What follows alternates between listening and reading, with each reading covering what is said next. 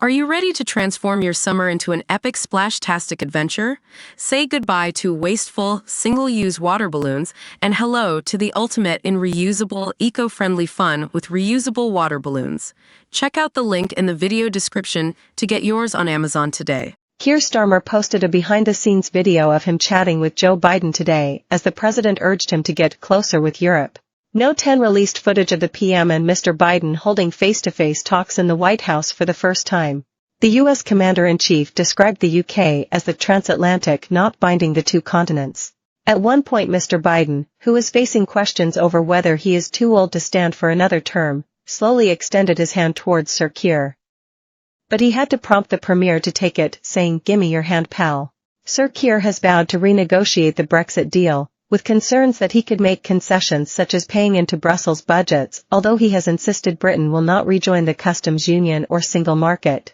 Mr. Biden has made great play of his Irish roots and, in contrast to his rival Donald Trump, was accused of taking the EU's side during wrangling over the divorce. The meeting came as Sir Keir made his debut on the world stage by attending a NATO summit in Washington. He also appeared to play down the raging controversy over Mr. Biden's age, with Democrats urging the 81-year-old not to run again after a disastrous debate against Mr. Trump. Sir Keir told reporters that Labour's manifesto plan to force members of the House of Lords to retire at 80 did not imply other octogenarian politicians should quit. At the start of the meeting, the president said, "I kind of see you guys as the knot tying the transatlantic alliance together, the closer you are with Europe. We know where you are, you know where we are." Sir Keir told the president, "The special relationship is so important. It's forged in difficult circumstances, endured for so long, and stronger now than ever. I'm very pleased to be able to come so early in government to recommit to NATO, to recommit to the special relationship and to discuss these affairs with you." Boris Johnson has been among those warning that Labour will water down the terms agreed with the EU. A UK government spokesman said Mr. Biden and Sir Keir agreed we must continue to do whatever it takes to support Ukraine and ensure aggressors like Putin do not win. The spokesman added, "The president welcomed the Prime Minister's recent comments on establishing closer relationships with our European counterparts, as well as the UK's commitment to AUKUS." Speaking before the talks, Sir Keir tried to dodge questions about Mr. Biden's age. "In terms of the age in the House of Lords, the simple fact is that our House of Lords is massive," he said. "It's the second biggest political chamber in the world. I think it's only the Chinese who have a bigger political chamber than our House of Lords. We have to reduce it. That is the primary driver of the retirement at 80. You can see why that needs to be done. We've got 800 plus members of the House of Lords, it's simply too big. We need to reduce it. So it doesn't reflect on how other elected representatives are chosen in other countries, it's to do with the size of the House of Lords."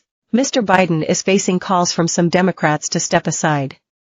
He has vowed to fight on, but commentators have warned his performance at the NATO summit could decide his fate. The meeting came as Sir Keir prepared to urge NATO allies to support Ukraine for as long as it takes, as he confirmed the UK's own £3 billion a year military aid for Kyiv will continue. The PM, who met Ukraine's President Volodymyr Zelensky in the margins of the NATO summit in Washington yesterday, will tell members of the alliance later that they need to send a clear message to Russian leader Vladimir Putin. The UK's military support for Ukraine will continue until at least 2030-31 and for as long as it is needed. At a special session on Ukraine at the NATO summit, Sir Keir will warn that the frontline defense of the Euro-Atlantic region is the Ukrainian trenches. He will say, "NATO was founded by the generation who defeated fascism. They understood not just the value of our strength, but the strength of our values. Those values are under attack once again." Putin needs to hear a clear message ringing out from this summit, a message of unity and determination, that we will support Ukraine with whatever it takes, for as long as it takes, to uphold our shared values and our shared security. The Washington summit cemented Ukraine's irreversible